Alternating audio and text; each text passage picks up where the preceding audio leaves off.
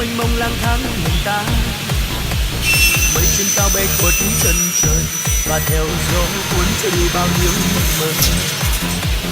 Ngày nào mình tình cờ quen nhau và đến bên nhau quên đi thời gian, quên đi bao âu lo buồn đau với kiếp sống lạc loài. Em ơi em như con thuyền kia mãi lênh đênh trôi theo sóng nước ngoài khơi, trôi đi bao niềm đau đã vây kín trong lòng. Nếu đã có những lúc em biết rằng dù đã ra đi phương xa tìm em, nhưng em đã lạc vào cõi mơ, trong trái tim anh luôn mong em mau về đây.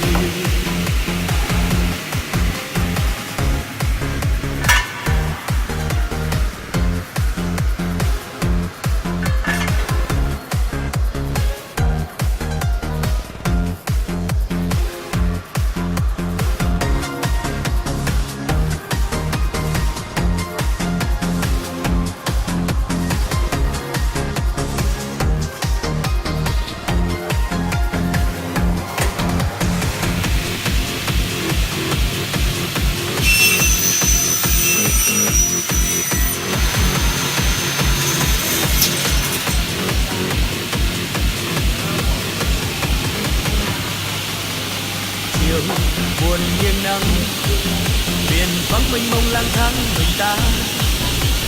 Anh nơi đây với những buổi chiều tìm đầu giây phút bên nhau yêu thương đắm say. Đời thật buồn và nhiều thương đau từ lúc em đi mang theo tình anh. Trong cơn mơ anh mong chờ em với nỗi nhớ đọa đời.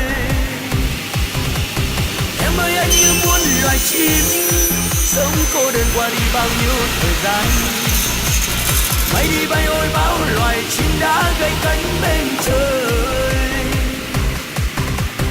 Nếu đã có những lúc em biết rằng dù đã ra đi phương xa tìm em, nhưng em đã lạc vào cõi mơ, trong trái tim anh luôn mong em mau về đây. Em ơi em như con thuyền kia mãi lênh đênh trôi theo sóng nước ngoài khơi, trôi đi bao niềm đau đã vây kín trong lòng.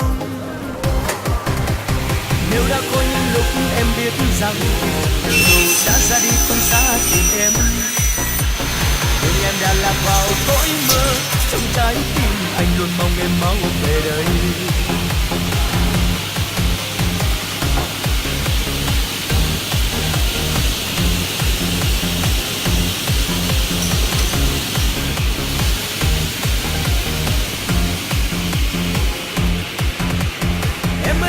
Con thuyền kia mãi lênh đênh trôi theo sóng nước ngoài khơi,